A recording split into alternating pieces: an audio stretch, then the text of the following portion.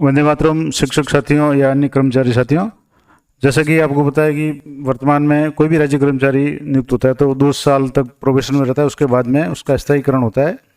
तो अब जैसे किसी कार्मिक का 2 साल का कार्यकाल पूरा हो गया और स्थायीकरण के लिए आवेदन करना है और शिक्षा विभाग में अगर पोस्टेड कार्मिक है तो उसके लिए क्या प्रोसेस होगा, तो उसके लिए सबसे पहले आपको उसके जो स्टाफ लॉगिन है उसमें जाना पड़ेगा। और स्टाफ लॉगिन में जाने के बाद में जैसे आप लॉगिन हो जाएंगे उसके बाद में फॉर्म्स का ऑप्शन आएगा। उस फॉर्म्स में आपको यहाँ एक तो टैब का आएगा और दूसरा आएगा एप्लीकेशन फॉर डिपार्टमेंटल सर्विसेज।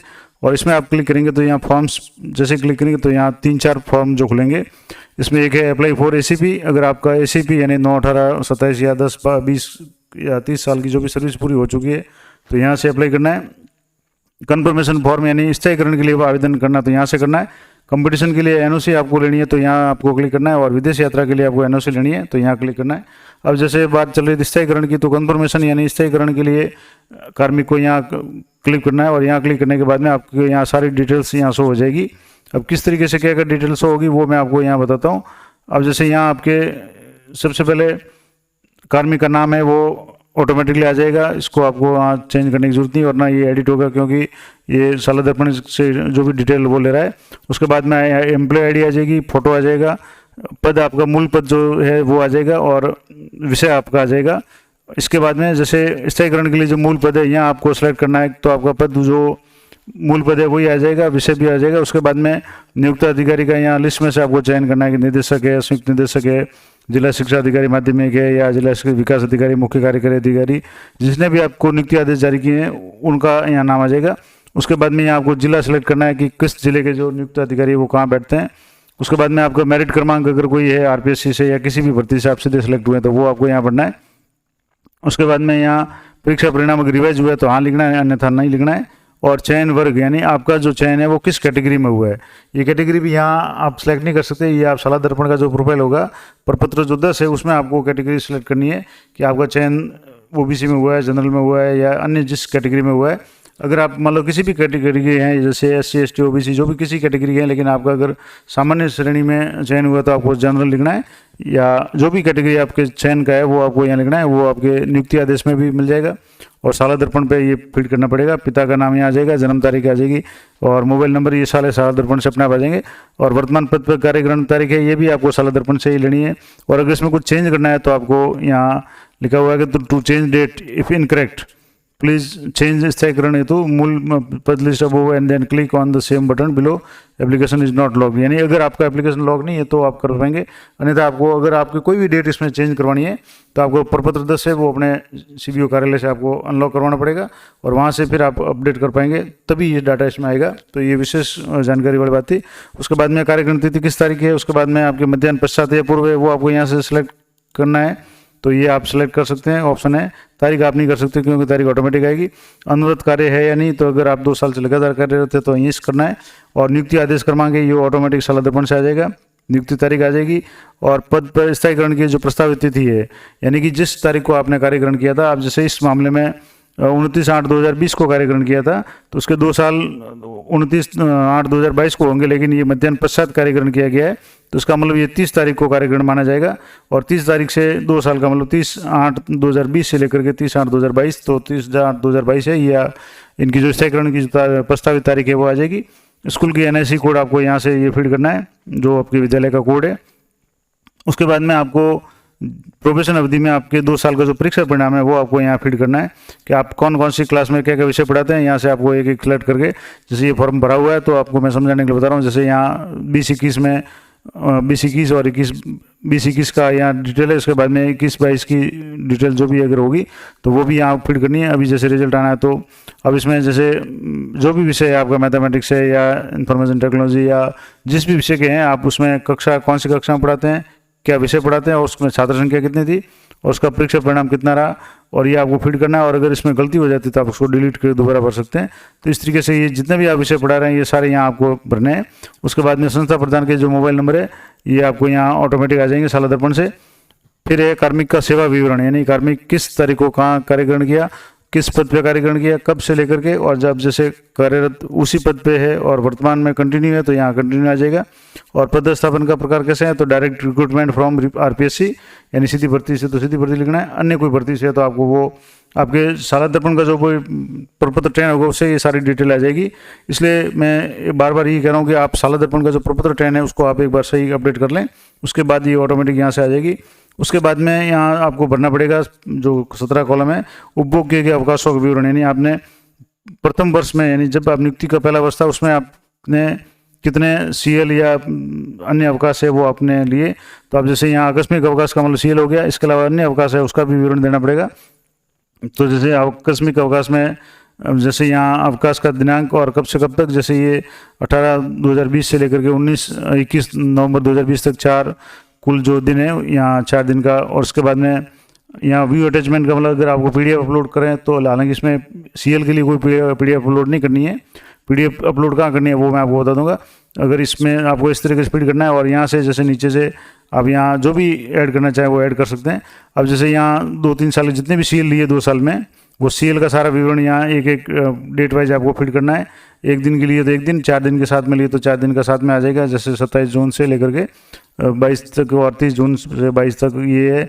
उसके बाद में अटैचमेंट की जरूरत नहीं। अब जैसे कार्मिक अगर महिला है तो मातृत्व अवकाश, या अगर पुरुष है तो पितृत्व अवकाश अगर लिया है, या प्रसूति अवकाश अगर महिला ने लिया है तो उसको ही एंट्री करनी पड़ेगी, और उसके लिए अलग से आपको यहाँ पीडीएफ अपलोड करनी पड़ेगी। अब कैसे करनी है, जैसे यहाँ मान लो ये अवकाश का कॉलम है, यहाँ में पितृत्व अवकाश, आकस्मिक अवकाश, कार्यग्रहण अवकाश, उपार्जित अवकाश, असाधारण अवकाश, परिवर्तित अवकाश, अवेतनिक अवकाश या अन्य कोई भी अवकाश, किसी भी प्रकार का आपने जैसे अवकाश लिया है। जैसे मैं यहाँ एक प्रसूति अवकाश का एक कॉलम यहाँ पढ़ता हूँ। अब यहाँ जैसे डेट आपको सेलेक्ट करनी है, किस तारीख से आपने अवकाश लिया और किस तारीख तक लिया, यानी डेट कहाँ से कहाँ तक। उसके बाद में यहाँ से आपको पीडीएफ सेलेक्ट करनी है, आपकी जो भी गैलरी वगैरह है वहाँ से आपको पीडीएफ जो पितृत्व अवकाश या मातृत्व अवकाश का जो आदेश जो है वो आपको यहाँ अपलोड करना है। और इसके बाद में यहाँ जो भी डिटेल है ये सारी आ जाएगी कि कार्मिक ने पितृत्व अवकाश यहाँ लिया हुआ है जैसे 15 दिन का, आकस्मिक और प्रथम वर्ष में 10 सीएल लिए, और आकस्मिक अवकाश द्वितीय वर्ष में 11 सीएल लिए। तो इस तरीके से ये सारा करने के बाद में यहाँ इसको सेव करना है, और सेव करने के बाद में इस तरीके से पूरी डिटेल आपको यहाँ फीड करनी है, और सेव करने के बाद में यहाँ फाइनल सबमिट करना है। फाइनल सबमिट करने के बाद में यहाँ आपके जो भी ओटीपी है, मोबाइल नंबर है, उसमें ओटीपी आएगा, और ये अपने जो भी संबंधित वीडियो है उनको फॉरवर्ड हो जाएगा। और वहाँ से आगे का प्रोसेस क्या होगा वो मैं बताने का प्रयास करूँगा। तो सबसे पहले इसको आप एक बार सेव कर लें, और सेव करने के बाद में यहाँ फाइनल सबमिट वाला जो ऑप्शन है वो मैं आगे करके बताऊँगा। तो चैनल पे बने रहिए, मिलते हैं नेक्स्ट वीडियो में। और इसी श्रृंखला का मैं अगला वीडियो है वो उसमें फाइनल सबमिट करके वीडियो लेवल पे आपको क्या क्या काम करना है वो आपको मैं बताऊंगा, और इसमें क्या क्या डॉक्यूमेंट आपको लगाने हैं वो भी मैं आपको एक बार बता देता हूं कि क्या क्या डॉक्यूमेंट लगाने हैं।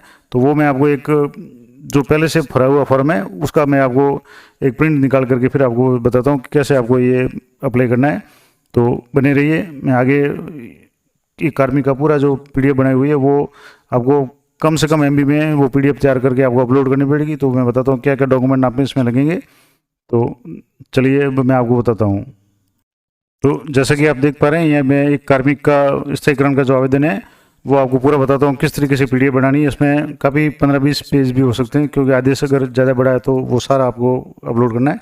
अब इसमें जैसे सबसे पहले तो प्रोफेशनल ट्रेनिंग स्थायीकरण तो आवेदन है, तो एक आवेदन फॉर्मेट जो अभी आप जब सबमिट करेंगे तो वो एक प्रिंट निकलेगा, वो प्रिंट आपको यहाँ एक तो करना है। उसके बाद में उसमें अपनी सारी डिटेल आ जाएगी, कक्षा कौन सी क्लास में आप पढ़ाते हैं वो आ जाएगा, आकस्मिक अवकाश का पूरा विवरण आ जाएगा, अन्य जो भी अवकाश आपने लिए वो आ जाएंगे, और ये पूरा डेट वाइज आकस्मिक अवकाश का विवरण आ जाएगा, और यहाँ नीचे कार्मिक के साइन और संस्था प्रधान के साइन वगैरह होंगे। तो ये प्रोसेस ये पीडीएफ जो है वो आप सबमिट करेंगे फाइनल, जैसा कि मैंने अभी बताया था।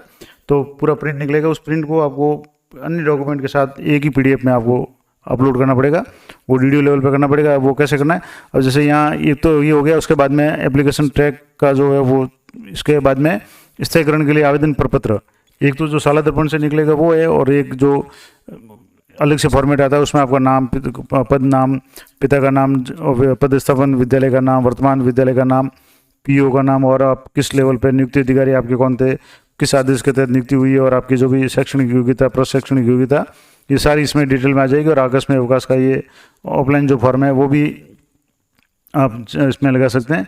इसके बाद में वेतन भुगतान प्रमाण पत्र जो आपके संस्था प्रधान है या डीडीओ है वो आपको देंगे कि प्रमाणित किया जाता है कि श्री या शुभश्री जो भी कार्मिक है उन्होंने किस पद पे कार्यरत है और पदस्थापन है, नए दिनांक इतने से कार्यरत है और ये सेवा काल में इन्हें वेतन एरियर का अधिक भुगतान नहीं किया गया, इस तरह का प्रमाण पत्र है वो आपके जो भी पीओ है वो साइन करके देंगे, डीडीओ जो भी है। उसके बाद में यहाँ एक अवकाश उपभोग प्रमाण पत्र है जिसमें आपको जितने भी अवकाश लिए हैं उसका भी एक फॉर्मेट है, वो उसको आप के साथ संलग्न करना है। उसमें भी आपके संस्था प्रधान और पीओ के जो साइन होंगे, काउंटर साइन होंगे। उसके बाद में परीक्षा परिणाम पत्रक जो आपके परीक्षा प्रभारी विद्यालय के जो है वो देंगे और उसको आउटपुट करके इस तरीके से आपको ये परीक्षा जो परिणाम है उसका भी एक जो भी आपके 2 साल का जो है वो आपको यहाँ अटैच करना है। इसमें भी आपके संस्था प्रधान के साइन होंगे। उसके बाद में एक और प्रपत्र आएगा, सेवा संतुष्टि प्रमाण पत्र, जिसमें ये लिखा जाएगा, ऊपर कार्यालय का नाम आ जाएगा और लिखा जाएगा कि प्रमाणित किया जाता है कि श्री श्रीमती जो भी कार्मिक है किस लेवल के हैं, किस पद पे है और इन्होंने इतनी तारीख को इस आदेश के तहत कार्य ग्रहण किया था इस विद्यालय में और उसके बाद में 2 वर्ष का कार्यकाल पूरा कर लिया और इनके व्यवहार संतोषजनक है, शिक्षण कार्य संतोषजनक है और उज्ज्वल भविष्य की कामना करते हैं। इस तरह का जो सेवा संतुष्टि प्रमाण पत्र का एक फॉर्मेट आता है जिसमें आपको अपनी जो भी सूचना है वो भरनी है और कार्मिक अपने साइन करके, अपने संस्था प्रधान के साइन करके डीडीओ को भेजना है। इसके बाद में आपका जो नियुक्ति आदेश था वो आपको अपलोड करना है कि जो आप अगर जैसे आप तृतीय श्रेणी अध्यापक है तो आपको पंचायत राज संस्था से या डीडीओ एलिमेंट्री से या अगर जिला परिषद से भर्ती हुई है तो सीओ का आदेश होगा, या अगर आप द्वितीय श्रेणी अध्यापक है तो ज्वाइंट डायरेक्टर का आदेश होगा, या अगर व्याख्याता है तो डायरेक्टर का जो भी आदेश है, जो भी आपके नियुक्ति आदेश है वो आपको यहाँ उसकी पूरी PDF है वो अपलोड करनी पड़ेगी। और अगर संशोधित आदेश है, अगर आपका कहीं मेरिट चेंज हुई या दोबारा आदेश निकला तो वो भी आपको उसको साथ में संलग्न करना है। तो इस तरीके से ये करना है। उसके बाद में अगर मान लो पंचायत समिति अलॉट का अगर ऑप्शन है या जो भी आदेश है, मतलब नियुक्ति से संबंधित सारे आदेश आपको यहाँ करने हैं। इसके बाद में एक जो भी विद्यालय में जो कार्य ग्रहण का आदेश है वो भी आपको यहाँ अपलोड करना पड़ेगा। तो यहाँ जो कार्मिक है इनके काफ़ी सारे आदेश हैं, ये बार बार रिसफल में भी हुआ था तो इस कारण से ये आदेश ज़्यादा हो गए हैं। अब एक कार्यग्रहण आदेश है जो शाला दर्पण से आपने पहली बार कार्यग्रहण किया होगा तो उसका आदेश है वो भी आपको यहाँ संलग्न करना है।